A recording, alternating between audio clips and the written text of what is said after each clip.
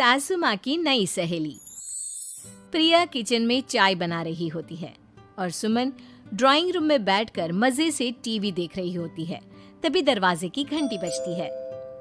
प्रिया, जरा देखना तो कौन आया है। देखती हूँ मम्मी जी। प्रिया दरवाजा खोलती है तो सामने पड़ोस वाली विमला आंटी खड़ी होती है। नमस्ते आंटी जी, कैसी हैं आप? मैं तो बिल्कुल ठीक हूँ बेटा, पर तेरी सास को क्या हुआ है? आजकल कहीं दिखती ही नहीं है। जब देखो तब टीवी के आगे जमी रहती है।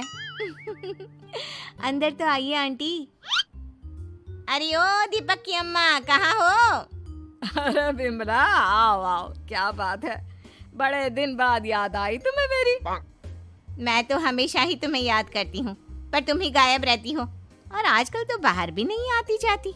तबीयत तो ठीक है ना तुम्हारी? अरे तबीयत को क्या होना है, इस उम्र में तो कुछ ना कुछ लगा ही रहता है। मेरी छोड़ो, तुम ये बताओ कि क्या चल रहा है गली मोहल्ले में। तुम गली मोहल्ले की छोड़ो, चल तो तुम्हारे पड़ोस में रहा है। तुम्हारी नई सहेली आई है। मेरी कौन सी नई सहेली? मैं तो यहाँ बस तुमसे बातचीत कर लेती हूँ या फिर बाजू वाली शर्मा की बहू से दो चार बातें कर लेती हूँ। इसीलिए तो कहा कि तेरी नई सहेली आई है। अब कोई पड़ोस में आया है तो बात तो होनी ही है।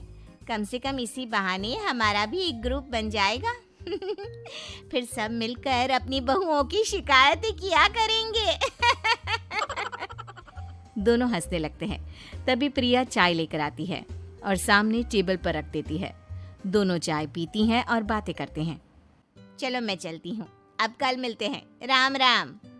अगले दिन प्रिया किचन में कुछ काम कर रही होती है और सुमन आराम से सोफे पर बैठकर मटर छिल रही होती है। तभी डोरबेल बजती है। प्रिया दरवाजा खोलती है तो सामने उनकी नई पड़ोसन खड़ी होती है। जी, आप कौन? मैंने पहचाना नहीं। नमस्ते बेटा, मैं शारदा, आपके बगल वाले घर में अभी 2-4 दिन पहले ही शिफ्ट हुए हैं। ओह अच्छा अच्छा अच्छा, नमस्ते आंटी, अंदर आइए ना आप। देखिए तो मम्मी जी, आज कौन आया है। इतना कहकर प्रिया किचन में चाय बनाने चली जाती है। नई पड़ोसन को घर पे देखकर सुमन थोड़ा हैरान हो जाती है। नमस्ते बहन जी, मैं शारदा, आपकी नई पड़ोसन। अच्छा अच्छा, आप हैं हमारी नई पड़ोसन। आइए आइए, और बताइए कैसी हैं आप? जी बिल्कुल ठीक हूँ। वो दरअसल घर पर छोटी सी पूजा रखवाई थी, बस उसी का प्रसाद देने चली आई। सोचा इसी बहाने नए पड़ोसियों से भी मुलाकात हो जाएगी। ये तो बहुत अच्छा सोचा आपने। सुमन प्रिया को आवाज लगाती है। अरे ओ बहू, जरा चाय पानी का तो आके पूछ लो। ये आजकल की बहुएं भी ना, जब तक बोलो नहीं तब तक कुछ नहीं करेंगी। आई मम्मी जी। प्रिया चाय लेकर आती है। दोनों बैठकर चाय पीती हैं और खूब सारी बातें करती हैं। अच्छा बहन जी, अब मैं चलती हूँ, फिर मिलते हैं। अब तो आना जाना लगा ही रहेगा। शारदा के जाने के बाद प्रिया किचन से बाहर आती है। क्या बात है मम्मी जी, आप दोनों को देखकर तो लगा ही नहीं कि पहली बार मिल रही हो। आप दोनों तो बिल्कुल बिछड़ी हुई सहेलियों की तरह बातें कर रही थी। अरे जब दो औरतें मिल जाती है ना, तो बातें अपने आप ही निकल आती है। अब तू अपने काम पर ध्यान दे, बातों पे नहीं। ऐसे ही कुछ दिन बीत जाते हैं। अब सुमन और शारदा अच्छी सहेलियां बन गई होती हैं।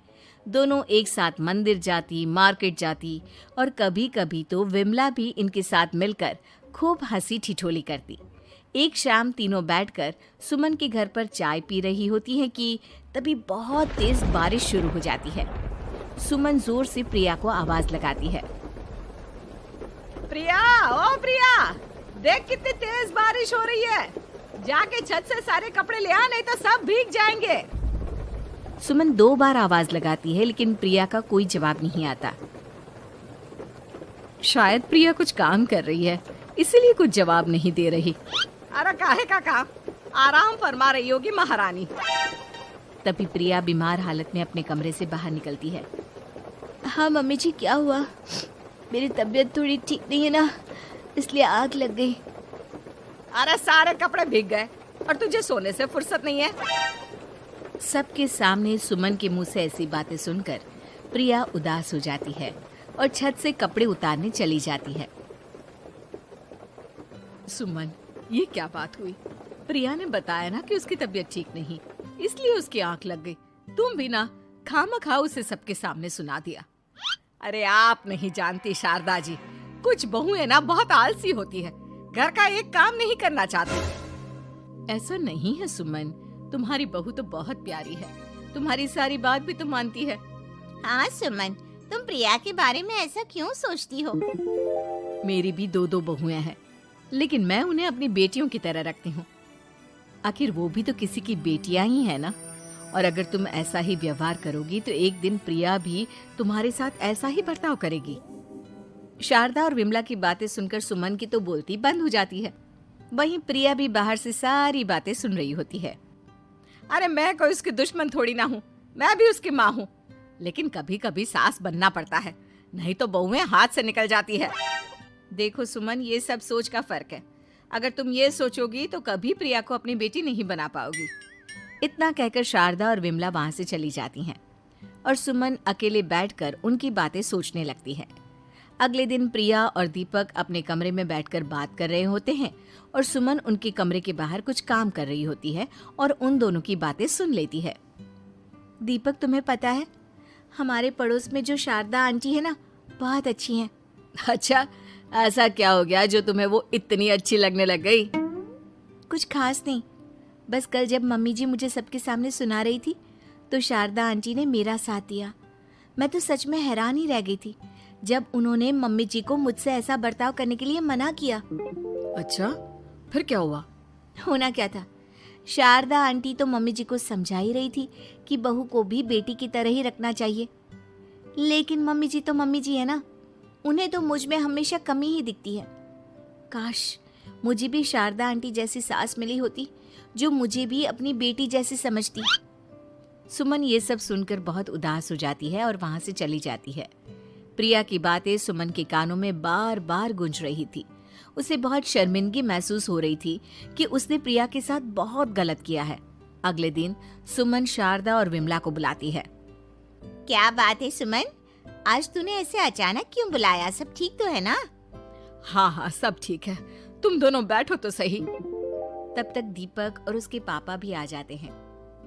प्रिया, तुम भी आ जाओ। क्या हुआ मम्मी जी, आपने बुलाया? हाँ प्रिया बेटा, मैं आज सबके सामने तुमसे माफी मांगना चाहती हूँ। मैंने आज तक तुम्हारे साथ बहुत बुरा व्यवहार किया है, लेकिन तुमने कभी भी मेरे साथ बुरा बर्ताव नहीं किया।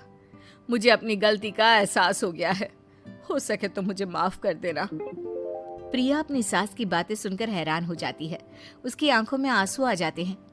प्लीज मम्मी जी, आप मुझसे माफी मत मांगिए, मैं भी आपकी बेटी ही हूँ। वैसे एक थैंक यू तो मेरी नई सहेली को भी बनता है, जिसकी वजह से मुझे मेरी गलती का एहसास हुआ।